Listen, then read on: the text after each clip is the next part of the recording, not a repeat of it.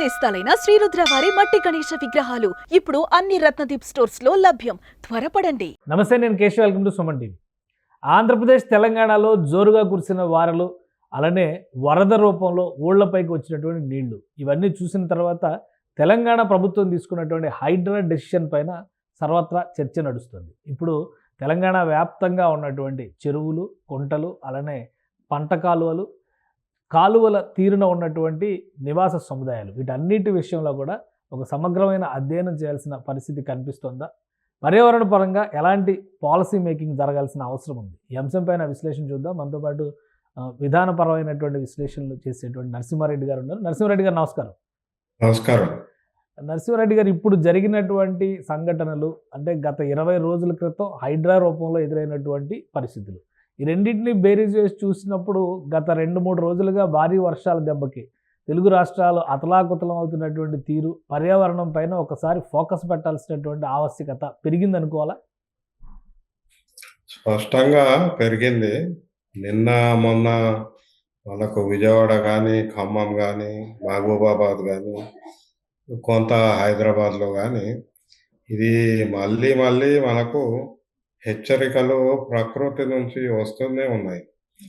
గత 5 ఏళ్ళుగా, ఇప్పుడే కాదు, మనం 2020 నుంచి గమనిస్తే ప్రతి సంవత్సరము మనకు ఒక 10 నుంచి 15 ఇట్లాంటి ప్రకృతి వైపరీత్యాలు ఎదురవుతున్నాయి.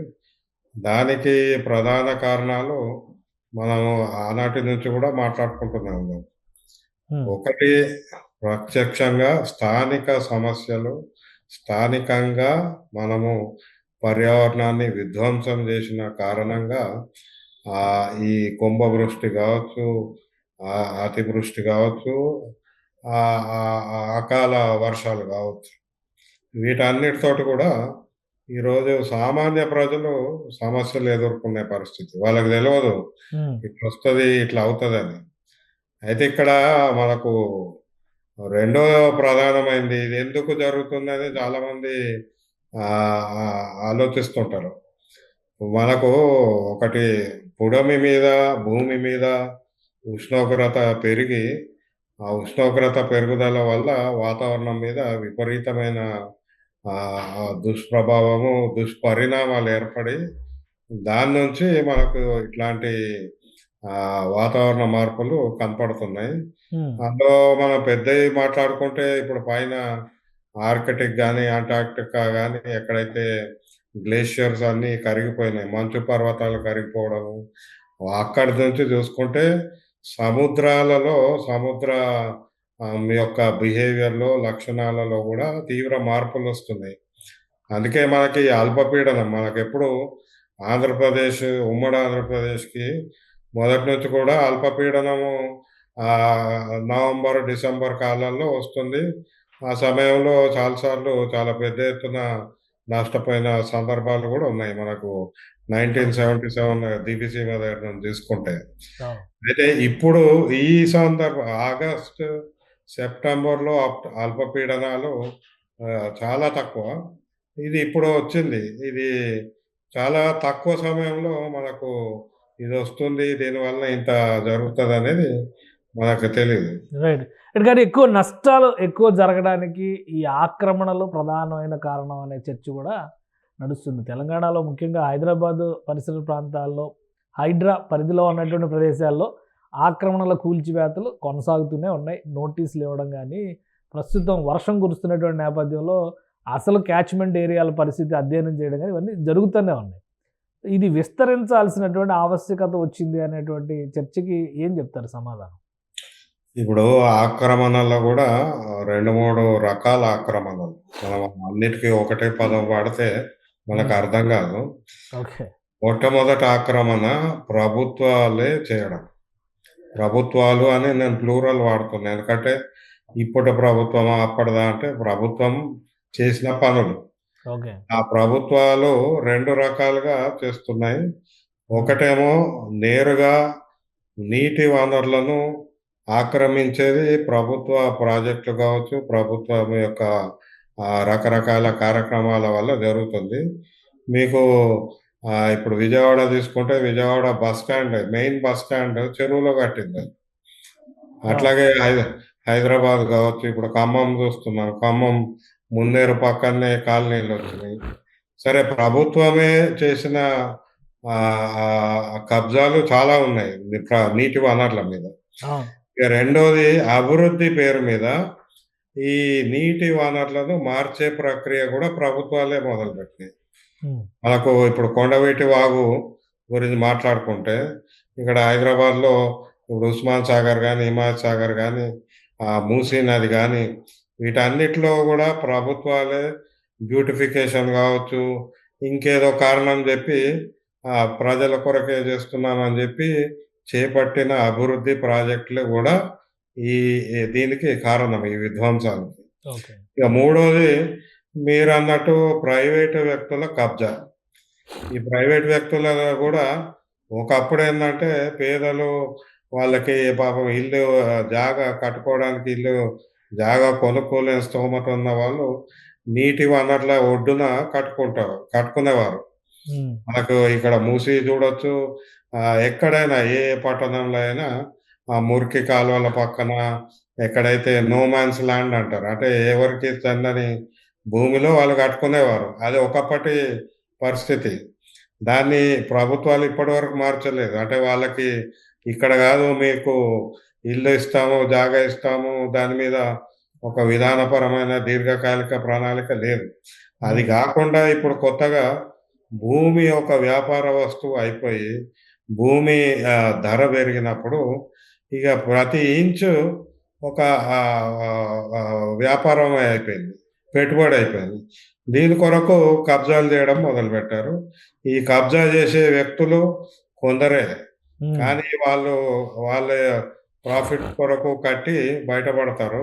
ఆ తర్వాత అక్కడ నివసించేవారు ఇబ్బంది పడుతున్నారు. సో ఈ ఆక్రమణలు ఇవి రెండు రకాలుగా చూడాలి. ఒకటేమో ఆర్థికంగా పలుకుబడి ఉన్న వాళ్ళు చేస్తున్నది ఒకటైతే, రెండోది దీనివల్ల నష్టపోతున్నది ఎవరు అనేది రెండోది. సో ఇప్పుడు జరుగుతున్నటువంటి పరిణామాలతో ప్రభుత్వం హైడ్రాని తెలంగాణ వ్యాప్తంగా విస్తరించాలనే డిమాండ్ కూడా పెరుగుతుంది. అవకాశాలు ఉన్నాయా అలా చేయడానికి, పరిధిని పెంచడానికి? అంటే హైడ్రా తరహా ఇప్పుడు ఇది హైడ్రాని ఒక మున్సిపల్ శాఖలో ఒక విభాగంగా మొదలుపెట్టారు. దానికి ఒక 4 జీవోలు ఇచ్చారు. ఆ 4 జీవోలు కూడా వివిధ చట్టాల కింద దీనికి ఏర్పాటు చేస్తున్నట్టు ఒక చట్టబద్ధత కల్పించారు. అది టౌన్ ప్లానింగ్ యాక్ట్ కింద, తర్వాత మనకు ఇరిగేషన్ యాక్ట్, వాల్టా, ఇట్లాంటి 4-5 చట్టాలకు ఇదొక ఎన్ఫోర్స్మెంట్ వింగ్ లాగా తయారు చేశారు. అయితే మీరు అన్నట్టు ఇప్పుడు రాష్ట్ర వ్యాప్తంగా చెరువుల ఆక్రమణ అయిన సందర్భంలో చాలా చోట్ల, ఇప్పుడు వరంగల్ కావచ్చు, కరీంనగర్ కావచ్చు, నిజామాబాద్ కావచ్చు, ఈ పట్టణాల చుట్టూ కూడా ఈ చెరువుల విధ్వంసం జరుగుతూనే ఉంది. కాబట్టి ఇది స్టేట్ వెట్లాండ్స్ అథారిటీ అని ఒకటి ఉంది మనకి. ఇది కూడా నేషనల్ వెట్లాండ్స్ అథారిటీలో భాగంగా ప్రతి స్టేట్లో కూడా నోటిఫై చేశారు. మన దగ్గర కూడా నోటిఫై అయింది. ఈ వెట్లాండ్స్ అథారిటీ ఆధ్వర్యంలో ఈ హైడ్రా లాంటి ఎన్ఫోర్స్మెంట్ వింగ్ తయారు చేయొచ్చు. దాంతోపాటు ఒక దీర్ఘకాలిక ప్రణాళిక కానీ, కార్యక్రమం కానీ అమలు చేయడానికి అధికారాలు, దాని పని పరిధి పెంచవచ్చు. రైట్. అంటే ఇప్పుడున్న సిచ్యువేషన్లో పర్యావరణం పైన అవగాహన రాకపోతే ఇంకా క్లిష్టమైన పరిస్థితులు ఎదుర్కొనే రోజులు వస్తాయా? వస్తాయి. అదే మళ్ళీ రోజులంటే ఎక్కడో దూరం లేదు. ఇప్పుడు మనం అల్పపీడనం మొన్న చూసినాము, ఇప్పుడు మళ్ళీ ఇంకోటి ఏర్పడింది వచ్చింది. అసలు ఇప్పటికీ ఒకదాని మీద ఒకటి రావచ్చు. అదే సమస్యలు పునరావృతం కావచ్చు, స్కేల్ పెరగచ్చు, తీవ్రత పెరగచ్చు. కాబట్టి ఇది మళ్ళీ ఏదో చెప్పలేదు అనడానికి కూడా కారణం లేదు. అంతర్జాతీయ శాస్త్రవేత్తల బృందం IPCC 2022లో కోడ్ రెడ్ అని ఒక నివేదిక ఇచ్చారు. ఈ కోడ్ రెడ్ అనే నివేదికలో వాళ్ళు స్పష్టంగా విధానకర్తలకు, పాలసీ మేకర్స్కు వాళ్ళు ఒక నివేదిక ఇచ్చారు. ప్రపంచవ్యాప్తంగా ఇది పాలసీ మేకర్స్ చూసి, మనం ఇప్పటికే చాలా తీవ్ర దిగజారిన పరిస్థితిలో ఉన్నాము. దీనివలన ప్రమాద స్థాయి ఇంకా ఇంకా పెరుగుతుంది. ఊహించని పరిస్థితులు ఏర్పడతాయని వాళ్ళు చెప్పారు గానీ, ఇప్పటికి గూడా మన నాయకులు, రాజకీయ నాయకులు, ఎన్నికైన ప్రజాప్రతినిధులు, అధికారులు ఇప్పటికీ అభివృద్ధి మంత్రమే మాట్లాడుతున్నారు. ఇది జరిగిందే అభివృద్ధి వల్ల. ఇట్లాంటి విధ్వంసకర ప్రకృతి వైపరీత్యాలు జరగడానికి కారణం మనం ఒక పదంలో చెప్పాలంటే అభివృద్ధి వలన. మానవులు అభివృద్ధి పేరిట పర్యావరణంలో ఉన్న అన్ని ఈ సైక్లికల్ సిస్టమ్స్‌ని, ఎకలాజికల్ సిస్టమ్స్‌ని నాశనం చేసినందుకే మనం ఈ పరిస్థితి ఎదుర్కొంటున్నాం. ఇది ఇంకా తీవ్రమవుతది. దీనివల్ల సమిధలెవరు? విక్టిమ్స్ ఎవరు అంటే చాలా మంది పేదలే ముందు పోతారనేది. అసలు అవగాహన ఉందా మన ప్రభుత్వాలకి ఇటువంటి ఈ కోడ్ రెడ్ అనేటువంటి ఒక నివేదిక లేదా ఆ పరంగా తీసుకోవాల్సినటువంటి ముందు జాగ్రత్త చర్యలపైన కేంద్ర రాష్ట్ర ప్రభుత్వాలకి అవగాహన ఉందా? దానిపైన అసలు పనిచేస్తున్నటువంటి దాఖలాలు ఉన్నాయా? ఉంది. ఉండాలి గూడా. ఎందుకంటే వీళ్ళు ఇప్పుడు కేంద్ర ప్రభుత్వ నాయకులు గాని, రాష్ట్ర ప్రభుత్వ నాయకులు అంతర్జాతీయ సమావేశాలకెళ్ళొస్తారు. వరల్డ్ ఎకనామిక్ ఫోరం ఇప్పుడు దావోస్‌లో ప్రతి సంవత్సరము ఇదివరకు మనకు మంత్రి గారు ఎళ్ళొచ్చేది కేటీఆర్ గారు. మళ్ళీ ఈ ప్రభుత్వం వచ్చినాక గూడా వీళ్ళు గూడా రాగానే వరల్డ్ ఎకనామిక్ ఫోరం మీటింగ్‌కెళ్లారు. తర్వాత COP29 క్లైమేట్ చేంజ్ సదస్సులు ఇప్పటికి 28 అయినాయి. ఇప్పుడు 29ది నవంబర్‌లో స్టార్ట్ అయితుంది. ఇక్కడ భారతదేశ ప్రతినిధి వర్గం ఉంటుంది. ఇప్పటికి 3 సార్లు ప్రధానమంత్రి గారు అక్కడికెళ్లారు. దాదాపు 100 మంది ప్రతినిధులు మన వాళ్ళు ప్రతి సమావేశంలో ఉంటారు.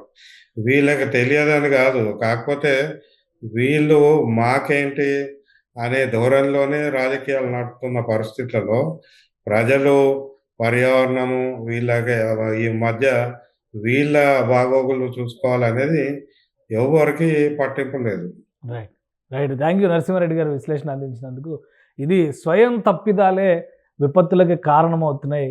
2 రాష్ట్రాల్లోనే కాదు దేశవ్యాప్తంగా. పైగా మనిషి చేస్తున్నటువంటి తప్పిదాల వలన ప్రపంచవ్యాప్తంగా కోడ్ రెడ్ పేరుతో ఇచ్చినటువంటి నివేదిక ఒక అప్రమత్తతను సూచించే హెచ్చరిక అని నరసింహారెడ్డి గారు విశ్లేషిస్తున్నారు.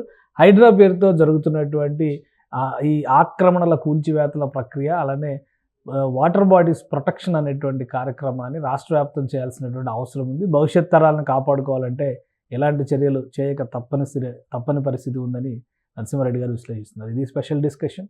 Keep watching. సుమన్ టీవీలో మీ పర్సనల్ అండ్ బిజినెస్ ప్రమోషన్స్ కోసం కింది నెంబర్కి కాంటాక్ట్ చేయండి.